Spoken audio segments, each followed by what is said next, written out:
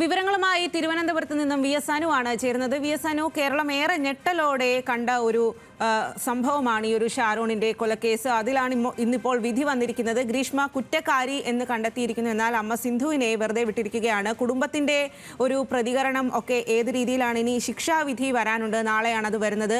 ഏത് രീതിയിലാണ് ശിക്ഷാവിധിയൊക്കെ അവർ പ്രതീക്ഷിക്കുന്നത്? ഇന്നത്തെ വിധി ഏത് രീതിയിലാണ്? സ്വാതി, ഏറെ കോളിളക്കം സൃഷ്ടിച്ച ഷാരോൺ കൊലക്കേസിലാണ് ഒന്നാം പ്രതിയും ഗ്രീഷ്മ, മൂന്നാം പ്രതിയും നിർമ്മലകുമാരൻ നായർ എന്നിവരെ പ്രതികളാണെന്ന് നെയ്യാറ്റിൻകര അഡീഷണൽ സെഷൻസ് കോടതി ജഡ്ജി എം ബഷീർ കണ്ടെത്തി വിധിച്ചിരിക്കുന്നത്. ഇത് നാളെയും ഈ കേസുമായി ബന്ധപ്പെട്ട കേസ് എടുക്കുന്നുണ്ട്. നാളെയും അതിനുശേഷം നാളെയും വാദം കേട്ട ശേഷമാകും അന്തിമ വിധി, ശിക്ഷാവിധിയും. നാളെ ഒരുപക്ഷെ നാളെ ഉണ്ടാകും, അല്ലെങ്കിൽ മറ്റൊരു ദിവസം മാറ്റിവെക്കാനുള്ള സാധ്യത തള്ളിക്കളയാൻ കഴിയില്ല. ഏതായിരുന്നാലും 2022 ഒക്ടോബർ 25-നാണ് പാറശാല സ്വദേശിയായ ഷാരോൺ ആശുപത്രിയിൽ മരണപ്പെടുന്നത്. പക്ഷേ അതുമായി ബന്ധപ്പെട്ട വലിയ രീതിയിലുള്ള വിവാദങ്ങൾ, കുടുംബത്തിന്റെ ആരോപണങ്ങളൊക്കെ പുറത്തു വരികയും ഏറ്റവും ഒടുവിൽ കേസന്വേഷണത്തിനൊടുവിൽ ഷാരോണിന്റെ വനിതാ സുഹൃത്തായിരുന്ന ഗ്രീഷ്മ ഈ ഷാരോണിനെ ഒഴിവാക്കുന്നതിന് വേണ്ടി 2 തവണ ഒക്ടോബർ 13, 14 തീയതികളിൽ 13-ാം തീയതി ജ്യൂസിലും 14-ാം തീയതി കഷായത്തിലും വിഷം കലർത്തി നൽകിയാണ് ഷാരോണിനെ കൊലപ്പെടുത്തിയത് എന്ന് കണ്ടെത്തിയിരുന്നത്. കഴിഞ്ഞ 2 മാസം മുമ്പാണ് ഇതുമായി ബന്ധപ്പെട്ട കുറ്റപത്രം കോടതിയിൽ സമർപ്പിച്ചത്. അതുമായി ബന്ധപ്പെട്ട വിചാരണയ്ക്ക് ഏറ്റവും ഒടുവിൽ 2 പ്രതികൾ, പ്രത്യേകിച്ച് ഗ്രീഷ്മ കുറ്റക്കാരിയാണെന്നും കോടതി കണ്ടെത്തിയിരിക്കുന്നു.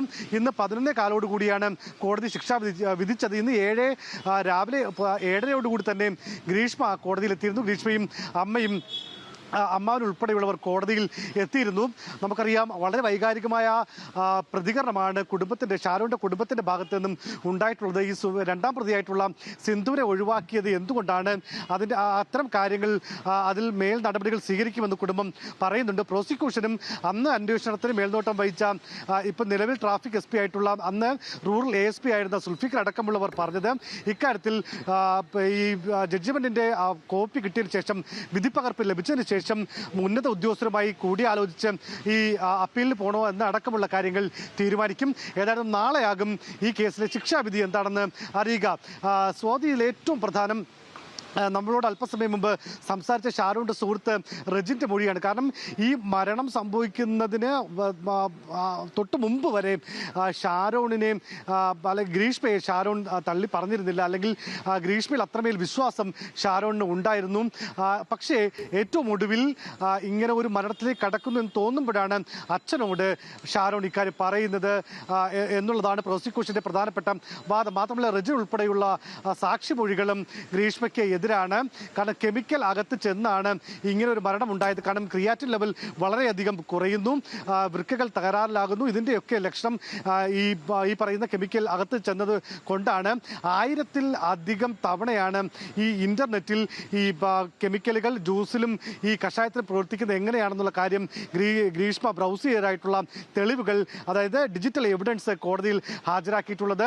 ഇതടക്കമുള്ള വിഷയങ്ങൾ പരിഗണിച്ചുകൊണ്ടാണ് പ്രോസിക്യൂഷന് ഈ വളരെ മികച്ച രീതിയിൽ തന്നെ ഈ കേസ് കോടതിയിൽ പ്രസന്റ് ചെയ്യാൻ കഴിഞ്ഞു എന്നുള്ളത് VS വിനീത് കുമാറാണ്, കേസിന്റെ സ്പെഷ്യൽ പബ്ലിക് പ്രോസിക്യൂട്ടർ. അദ്ദേഹം വ്യക്തമാക്കിയിട്ടുള്ളത്. മാത്രമല്ല, ഈ കേസിലെ ഏറ്റവും പ്രധാന തെളിവാകേണ്ടിയിരുന്നത് ഷാരോണിന്റെ മരണമൊഴിയാണ്. പക്ഷേ ഏറ്റവും ഒടുവിൽ അച്ഛനോട് പറയുന്നു എന്നതിനപ്പുറത്തേക്ക് അതിന് തൊട്ടു മുമ്പ് പോലീസ് മൊഴിയെടുക്കുമ്പോൾ ഗ്രീഷ്മയുടെ പേര് പറഞ്ഞിരുന്നില്ല. അങ്ങനെ മരണമൊഴി പോലും ഇല്ലാതിരുന്ന ഒരു കേസിലാണ് ഇങ്ങനെ ശാസ്ത്രീയമായ തെളിവുകളുടെ അടിസ്ഥാനത്തിൽ ഒരു പ്രതികൾ കുറ്റക്കാരാണെന്ന് കോടതിക്ക് മുന്നിൽ തെളിയിക്കാൻ പ്രോസിക്യൂഷനും അന്വേഷണ ഉദ്യോഗസ്ഥർക്കുമൊക്കെ കഴിഞ്ഞിട്ടുള്ളത്.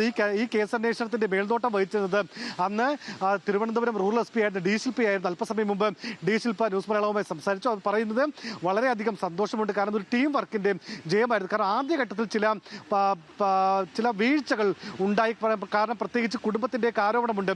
ഈ ഗ്രീഷ്മയാണ് ഇതിന് കുറ്റവാളി, അല്ലെങ്കിൽ ഇങ്ങനെ കുറ്റം ചെയ്തിട്ടുണ്ടെന്ന് കുടുംബം പറഞ്ഞിട്ട് പോലും അന്ന് വെള്ളറട പോലീസ് സ്റ്റേഷനിലെ ഉദ്യോഗസ്ഥർ വേണ്ട രീതിയിൽ കൈകാര്യം ചെയ്തില്ല എന്നൊരു ആരോപണം കുടുംബം ഉന്നയിച്ചിരുന്നു. പക്ഷേ പിന്നീട് ഒക്ടോബർ 5-ാം തീയതി ഷാരോൺ മരണപ്പെടുന്നു. അതിനുശേഷം പ്രത്യേക അന്വേഷണ സംഘത്തെ വയ്ക്കുന്നു.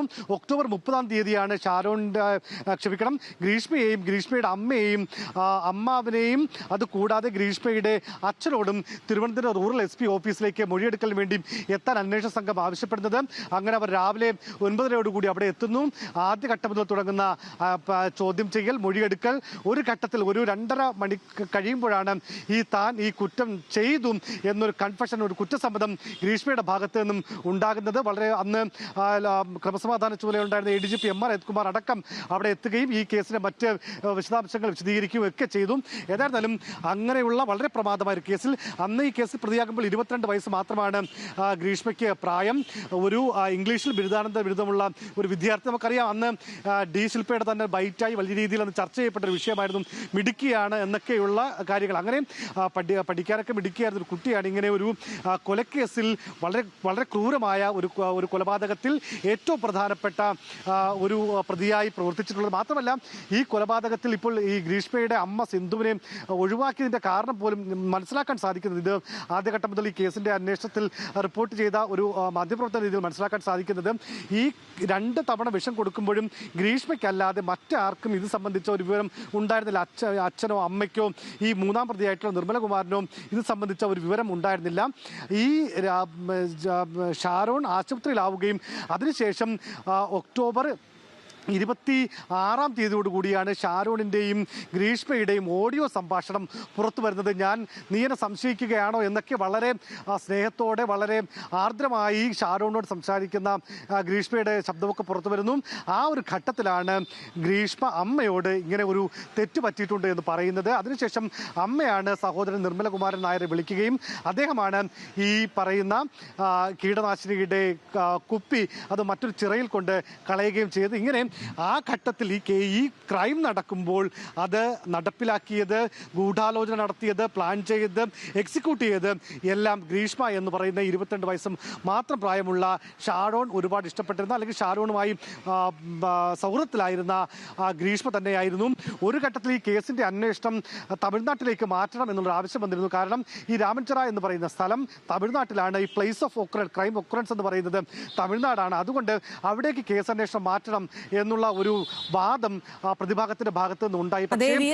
ഈ കാര്യങ്ങളെല്ലാം കേരള സമൂഹത്തിന് മുന്നിൽ വളരെയധികം വ്യക്തമായിട്ടുള്ള സംഭവങ്ങളായിരുന്നു. ഈ ഒരു ഷാരോൺ വധക്കേസ് അത് കേരള സമൂഹം മുഴുവൻ ഉറ്റുനോക്കിക്കൊണ്ടിരുന്നതാണ്. അതിലെ ഓരോ സംഭവ വികാസങ്ങളും എല്ലാവർക്കും കൃത്യമായി അറിയാവുന്നതുമായിരുന്നു. ഏറെ ഞെട്ടിക്കുന്ന ഒരു കൊലക്കേസ് തന്നെയാണ് ഷാരോൺ വധക്കേസ്. അതിലാണിപ്പോൾ ഗ്രീഷ്മ കുറ്റക്കാരി എന്ന് കണ്ടെത്തിയിരിക്കുന്നത്.